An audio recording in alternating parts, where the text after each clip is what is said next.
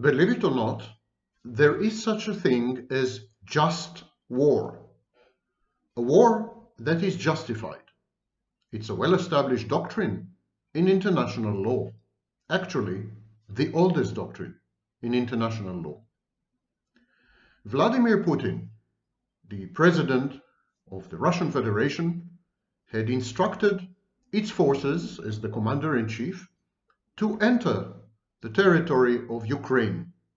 The technical term is invasion. He had invaded Ukraine from 4 different directions. He offers 3 reasons for his actions. And the question is, do these 3 reasons justify his actions? Do they render this act of war a just war? And this is the topic of today's video. Is Russia's invasion of Ukraine a just war?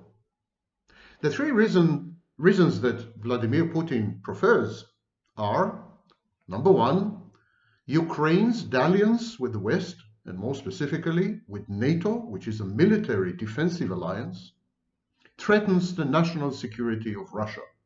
Ukraine shares a long border, a common history, and many cultural roots with the Russian Federation. And if it veers towards the West, if it becomes a part of the West, definitely if it becomes a part of the NATO military alliance, then military assets of the West can be positioned at Russia's immediate and direct borders, the near abroad. Russia, says Putin, cannot tolerate such a threat to its national security. The second reason he offers is that Ukraine is an artificial entity. It's not a real country. It doesn't have a real history or continuity in history. It was cobbled up by the Soviet regime during the time of the USSR. It was cobbled up from disparate parts, many of which used to be a part of the Russian Federation. So, some territories of the Russian Federation had been amputated by the Soviet regime and handed over to Ukraine, says Putin. And a prime example is Crimea. Putin had invaded and occupied Crimea in 2014. The third reason that he offers is that there are sizable Russian-speaking and Russian ethnic minorities within Ukraine, to the east, and to some extent in other parts. And these Russian minorities want autonomy. They want self-determination. They do not want to be under the yoke of the government in Ukraine. They don't feel Ukrainians. They feel Russian. And they had established 2 autonomous governments, 2 autonomous republics, which Russia had recognized diplomatically 3 days ago. And Putin claims that the authorities in Kiev, which is the capital city of Ukraine, the authorities in Kiev are committing genocide against the Russian minority to the east of the country. And this genocide is premeditated. It's a part of a plan to subdue and subjugate the Russian minority, or even to eradicate and eliminate it. He uses words like genocide. Now, 14,000 people had perished in the civil war between the Ukrainian authorities and the Russian minority. That part is true, but it's nowhere near a genocide. It's more like an insurrection, an insurgency, or to put a benevolent light on it, a freedom movement. Still, there is a civil war going on there. Civilians are getting killed in very large numbers. So, Putin says, as a fellow Russian, as a compatriot, as a member of the same ethnicity as my brethren and sisters in the east of Ukraine, I am obligated to help them. I'm obligated to secure their safety and longevity. I am the big brother. I'm supposed to protect them from the onerous, harsh, unforgiving, and hateful hand of the authorities in Ukraine. I remind you that a similar claim had been made by Adolf Hitler in 1938 and 1939, when he had invaded and occupied Czechoslovakia. At the time, Hitler claimed that he is doing it in order to protect a large 3 million member minority of Germans in Czechoslovakia. The Germans were mainly in an area called Sudeten, and they were discriminated against by the Czechoslovak authorities, but they were not under any life threat. And additionally, they undermined this. They acted as a fifth column, as a Trojan horse in Czechoslovakia, collaborating openly with the Nazi regime against the independence and territorial integrity of Czechoslovakia. So they were a hostile minority, the same way the Russians in Ukraine are hostile to Ukraine. So we have many unsettling parallels between Putin's third claim and Hitler's claim on Czechoslovakia. But put all these aside, even if all these reasons were true and correct and 100% conformed, had 100% conformed to reality, even if these claims had not been counterfactual, and some of them are counterfactual, but some of them are real. I do think, for example, that Russia's national security is encroached upon and endangered by the successive waves of expansion of NATO, which is a military alliance. So Putin has some points, some good points, and some bad points, and some fake points, like every other dictator in history. But the question is, even if all of Putin's claims were 100,000% accurate, real, justified, grounded, evidence-based, would that have made his war in Ukraine a just war under international law? That is the topic of today's lecture. In an age of terrorism, guerrilla, and total warfare, the medieval doctrine of just war needs to be redefined. Moreover, issues of legitimacy, efficacy, and morality should not be confused, as they often are. Legitimacy is conferred by institutions. Not all morally justified wars are therefore automatically legitimate wars. Frequently, the efficient execution of a battle plan involves immoral or even illegal acts. Ask any Israeli. As international law evolves beyond the ancient precepts of sovereignty, it should incorporate new thinking about preemptive strikes, human rights violations, and so on and so forth, as casus belli, as a cause for war. International law should also adapt and evolve to take into account the role and the standing of international organizations, insurgents, and liberation movements.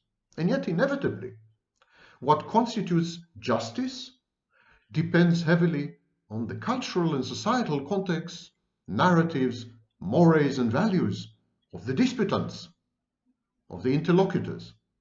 And so, one cannot answer the deceivingly simple question, is this war a just war, without first asking, according to whom? In which context? By which criteria? Based on what values? In which period in history? Where? Etc. Too many questions. Being members of Western civilization, whether by choice or by default, our understanding of what constitutes a just war is crucially founded on our shifting perceptions of the concept of the West itself. I will not go into what is the concept of the West right now. I'll do it in future lectures. Right now, I want to focus on the doctrine of just war in international law. Imagine a village of 220 or so inhabitants. This village has one heavily armed police officer, flanked by two lightly equipped assistant policemen, or shall we say deputy sheriffs. This village, is beset by a bunch of ruffians and thugs and scoundrels. These thugs, these criminals, molest their own families, and at times they violently lash out at their neighbors. These delinquents mock the authorities. They ignore the decisions and decrees of the authorities. And yet, the village council, the only source of legitimacy, refuses to authorize the constable, the policeman, to apprehend the villains and to dispose of them by force of arms if need be. The elders of the village see no imminent or present danger to their charges. They're afraid of potential escalation, whose evil outcomes could far outweigh anything the felons can achieve and did achieve. And so, incensed by this laxity, moral laxity, the policeman, the constable, backed only by some of the inhabitants of the village, but not by all of them. The policeman breaks into the home of one of the more egregious thugs, the worst criminals, and he expels this criminal or even kills him. The policeman claims to have acted preemptively and in self-defense, as the criminal, long in defiance of the law, was planning to attack the representatives of the law, the policeman and his family. Was the constable, was the policeman, the police officer, was he right in acting the way he did? Was he right to unilaterally and without the backing of the village elders' council enter the criminal's home and kill him? Was his act legitimate? On the one hand, the policeman may have saved lives. He may have prevented a conflagration whose consequences no one could predict.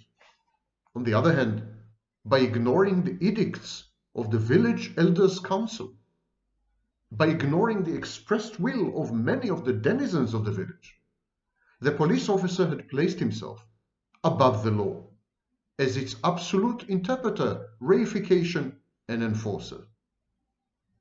So what is the greater danger? Turning a blind eye to the exploits of outlaws and outcasts, Saddam Hussein's, Vladimir Putin's? So should we turn a blind eye to them, rendering them ever more daring and insolent? Or should we act unilaterally to counter such outcasts and pariahs, undermining the communal legal foundation in the process, and possibly leading to a chaotic situation of might is right? It's a conundrum. If we let people like Adolf Hitler, Saddam Hussein, Milosevic, and recently Vladimir Putin do as they please, invade other countries, create mayhem not only in Ukraine but in the Middle East and many other parts of the world, if we let them off the hook, we risk an escalation by definition, because they're going to become more daring and more impertinent. If, on the other hand, we attack them unilaterally, preemptively, and without the backing of global institutions of the international community, we are outlaws, as much outlaws as Vladimir Putin or Saddam Hussein. Countering such pariahs and outcasts unilaterally undermines the common legal foundation and possibly could lead to situations which are unpredictable. And also, acting this way establishes the rule of might is right. In other words, when ethics and expedience conflict with legality, which should prevail? To answer this age-old question, we need to take a detour and go back a mere 800 years. Enter the medieval doctrine of just war, justum bellum, more precisely, jus ad bellum. The doctrine of just war was propounded by Saint Augustine of Hippo in the 5th century AD and augmented by Saint Thomas Aquinas, 1225-1274, in his Summa Theologica. Francisco de Vitoria added to it. He lived between 1548 and 1617, as did Francisco Suarez, 1548-1617, and above all, Hugo Grotius, 1583-1645. Hugo Grotius wrote an influential tome, Iure Belli ac Pacis, on rights of war and peace. He published it in 1625. Later on, scholars like Samuel Pfaffendorf, 1632-1704, Christian Wolff, 1679-1754, and Emeric de Vattel, 1714-1767, added to this masterpiece of juridical thinking. Modern thinkers about the issue of just war include Michael Walzer in Just and Unjust Wars, published in 1977, Barry Paskins and Michael Dockrell in The Ethics of War, 1979, Richard Norman in Ethics, Killing and War, 1995, Thomas Nagel in War and Massacre, Elizabeth Anscombe in War and Murder, and so on. So, as you can see, the issue has been alive and well for well over 800 years. According to the Catholic Church's rendition of this theory, of the theory of the doctrine of just war, what the Catholic Church has to say about just war was set forth by Bishop Wilton D. Gregory of the United States Conference of Catholic Bishops in his letter to President Bush on the invasion of Iraq. Letter was dated September 13th, 2002. The good bishop said, going to war is justified only if these conditions are met. I'm reminding you, this is the position of the Catholic Church. By the way, Russians are not Catholic. They are Pravoslav. They belong to the Orthodox side of the Christian Church. But anyhow, here's what the Catholic Church has to say. Going to war is justified only if these conditions are met. That the damage inflicted by the aggressor on the nation or community of nations is lasting, grave, and certain. That all the other means of putting an end to this aggression must have been shown to be impractical or ineffective. That there must be serious prospects of success for the war, and that the use of arms must not produce evils and disorders graver than the evil that is to be eliminated by the war. A just war is therefore a last resort, all other peaceful conflict resolution options having been exhausted. You first have to try everything before you go to war, which Russia hadn't really done. It pretended to engage in diplomacy, but it made such demands that were clearly unacceptable. I think with the aim of making sure that diplomacy fails. The Internet Encyclopedia of Philosophy sums up the doctrine of just war this way. The principles of the justice of war are commonly held to be 1. Having just cause, especially and according to the United Nations Charter, so exclusively self-defense. 2. Being formally declared by a proper authority. 3. Possessing the right intention. 4. Having a reasonable chance of success. 5. The end being proportional to the means used. And yet, the evolution of warfare, for example, the invention of nuclear weapons. Putin threatened to use nuclear weapons in this war, by the way. So the invention of nuclear weapons, propagation of total war that involves the civilian population, the ubiquity of guerrilla and national liberation movements, the emergence of global border-hopping terrorist organizations, of totalitarian regimes, of rogue failed states, even of half-demented superpowers, like sometimes the United States. So the evolution of warfare requires that we modify these principles by adding at least a few more. I would add the following. 6, that the declaring authority, the authority that declares war, is a lawfully and democratically elected government. Dictators can never declare a just war, in my view. And number 7, that the declaration of war reflects the popular will. I would also add, modify some of the principles of the doctrine of just war. I would extend the 3rd principle. Remember, the 3rd principle is that you possess the right intention when you declare war. So I would kind of extend it by saying the right intention, the only right intention, is to act in just cause. I would extend principle number 4 to remind you. Principle number 4 is having a reasonable chance of success, that the war has a reasonable chance of success. I would extend it. A reasonable chance, also a reasonable chance of avoiding and annihilating defeat. I would extend principle number 5, which is the end being proportional to the means used. I would extend it by saying that the outcomes of war are preferable to the outcomes of the preservation of peace. And still, the doctrine of just war, conceived in Europe in eras past, is fraying at the edges. It's not holding well. Rights and corresponding duties and obligations, they're ill-defined in this doctrine, or they're mismatched. What is legal and what is not legal is not always what is moral or what is not moral.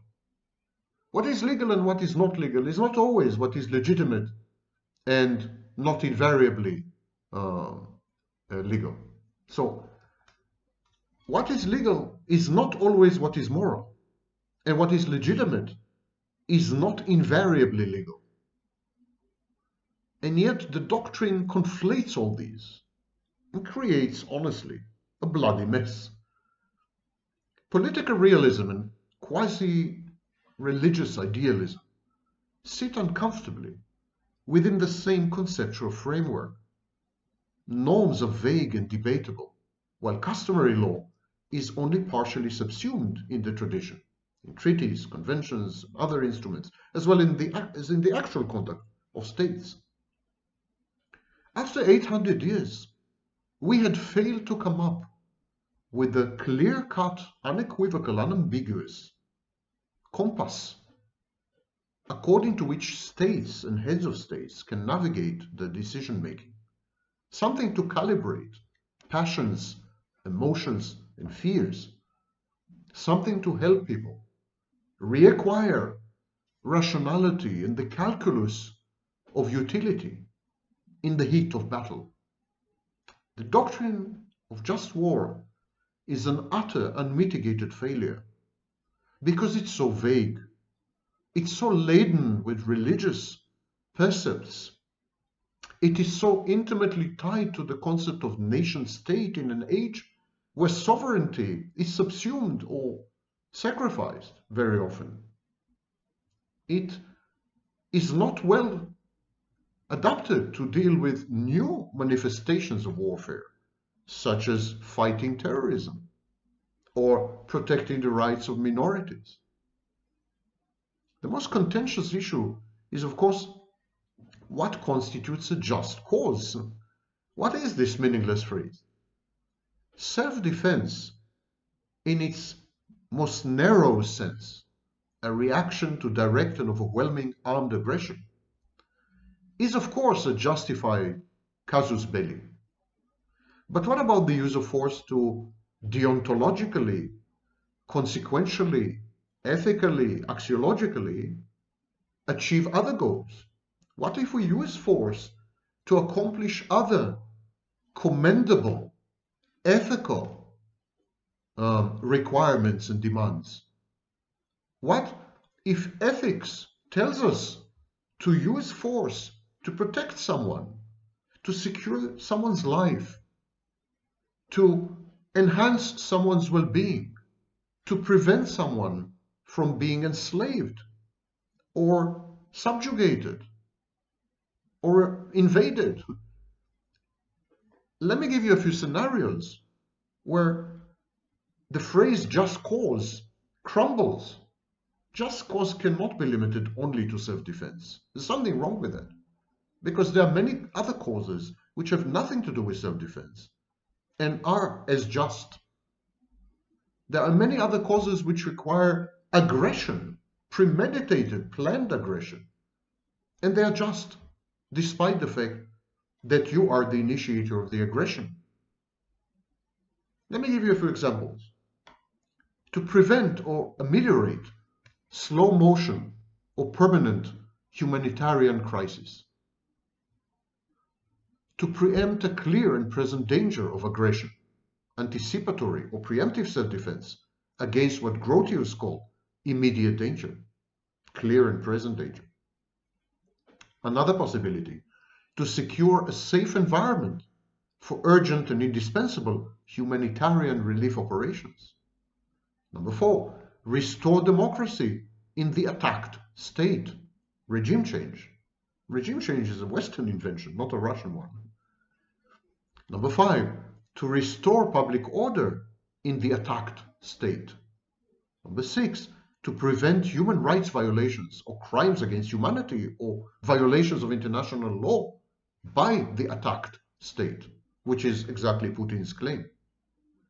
Number 7, to keep the peace, peacekeeping operations, and enforce compliance with international or bilateral treaties between the aggressor and the attacked state, or the attacked state and a third party. Number 8, suppress armed infiltration, indirect aggression, or civil strife, aided and abetted by the attacked state. Number 9, honor one's obligations to frameworks and treaties of collective self-defense. So, one NATO member is attacked, all NATO members counterattack. Number 10, to protect one's citizens or the citizens of a third party inside the attacked state. Number 11, to protect one's property or assets owned by a third party inside the attacked state. Number 12, to respond to an invitation by the authorities of the attacked state. This happened in Belarus, Kazakhstan recently. To respond to an invitation by the authorities of the attacked state, and with the express consent of the authorities of the attacked state, to militarily intervene within the territory of the attacked state. Number 13, to react to offenses against the nation's honor or its economy. And number 14, to preserve national security. Reviewing Russia's aggression against Ukraine in the past few days, in light of this novel, much enlarged and expanded definition of what constitutes a just war, a new doctrine of just war for the 21st century, renders this aggression not entirely unjustified. While I definitely condemn any use of violence, and it had not been necessary in this particular case, I think, still, some of the claims made by the Russian Federation in its invasion of Ukraine fall under this expanded doctrine of just war. Unless these issues are resolved and codified, the entire edifice of international law, and more specifically the law of war, is in danger of crumbling.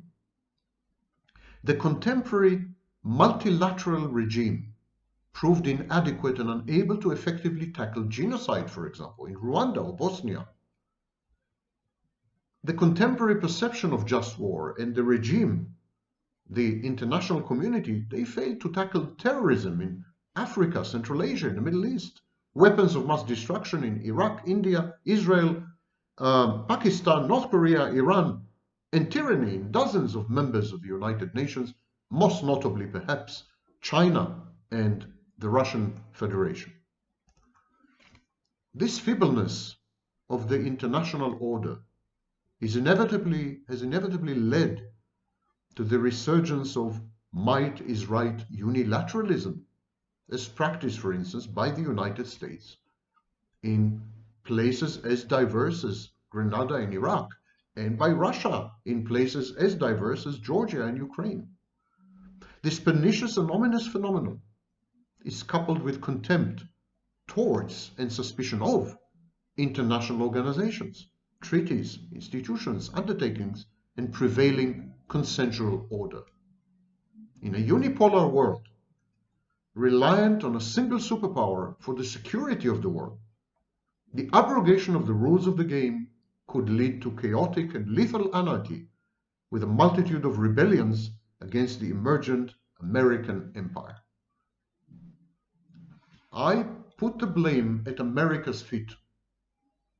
America failed to create coalitions, including coalitions with other superpowers, instead going it alone with the help of its surrogates like the European Union. Other superpowers are fighting back now.